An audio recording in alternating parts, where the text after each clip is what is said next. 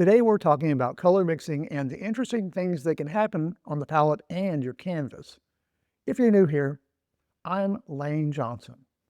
I help regular people learn classical painting techniques so they can paint the landscapes they love and have fun doing it. Welcome to my studio. So there's a really interesting phenomenon that I don't exactly understand how it works, but I use it very often on clouds when I paint them. I will be painting a color that's going to be a warm color. Over here, if you look at my palette, these are warm colors that I've mixed. Basically, it's a cadmium orange and a titanium white. And it works great when you work on the actual highlights right here to give that warm highlight color. But what's interesting is when you start depleting the paint off the brush, let's wipe it off a little bit, and you start using it more as a dry brush, it kind of converts over to a, because of what's underneath it, I suspect, but it converts over to a cooler color, which is exactly what I want. But why that works, it may have something to do with simultaneous contrast.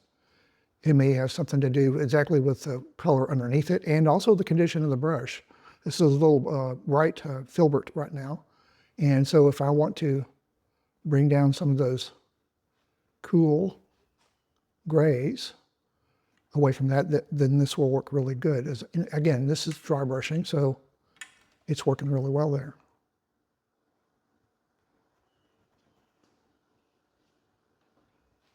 Interesting.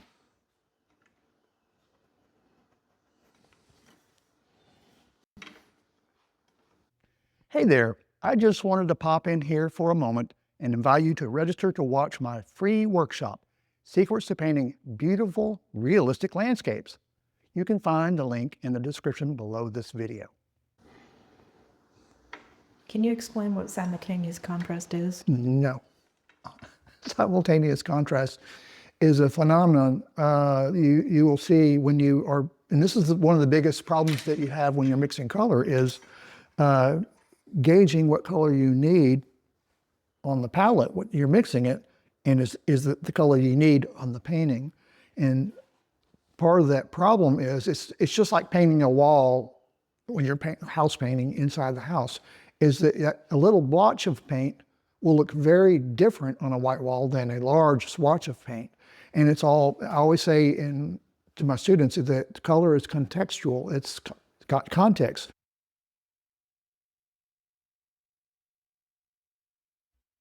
So that's why I always paint the blue first, because when I paint everything else, it has to have context to that. And I may go back and paint the blue differently later, but everything has context. So simultaneous contrast means I've got to use a color here that will ideally blend to make it right there.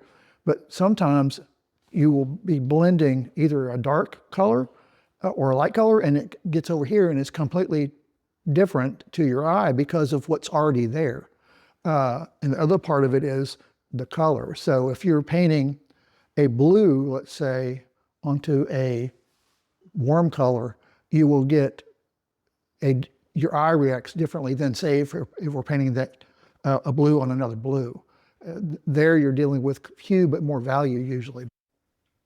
This blue is a good example. It appears very saturated and intense. But it's because these are complementary colors, and the blue and orange visually intensify each other. Later, when the clouds cover the orange, the blue appears softer and less intense.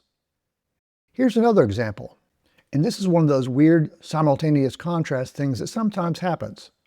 So watch this. I've mixed this color here on the palette, and it looks like a cream color. Now I'll bring it back over here to the canvas. In context, next to this orange, it looks blue. Cool, huh? My students hear me say this all the time, and it bears repeating.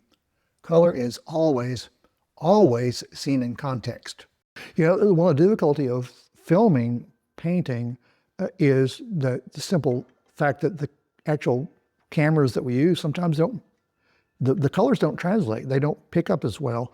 And it's always a challenge at the end of a painting when you're taking final photos of it to color correct to make it look like what the painting looks like. I mean, like I said, this is a cadmium orange and titanium white. Nice creamy color here. And bring it over. looks more yellow than peachy. Yes, on the camera. Okay. And but also probably doesn't look like it's white at all. Maybe it does, I don't know. But you bring it over here and put it in context to a color, and it can look like a nice highlight. Again, color is context. If you want to learn more about color mixing, be sure to check out the link in the description below. That's why very often I will be painting with a certain color, working in one particular area, but as the paint depletes off the brush, the character of what the color changes. So I can actually take that same brush without adding more paint to it and work on a different area, maybe dry brushing or whatever, and get a different result. So I don't like to waste paint. Simultaneous contrast it's almost magical when you see it. I will blend a very warm color and watch my brush go over there, and in context to something else, it's going to look like a different color altogether. So it's just one of those unusual phenomenons that we have to deal with in painting. Thanks for joining me in my studio. If you enjoyed this video, you'll also probably enjoy watching the videos I've linked on the screen. Be sure to click subscribe so you don't miss any future videos. If you're ready for more in-depth lessons, consider enrolling on one of my online courses where I teach classical painting techniques for landscape painters. You can find all my classes at laynejohnson.com or click on the link in the description below.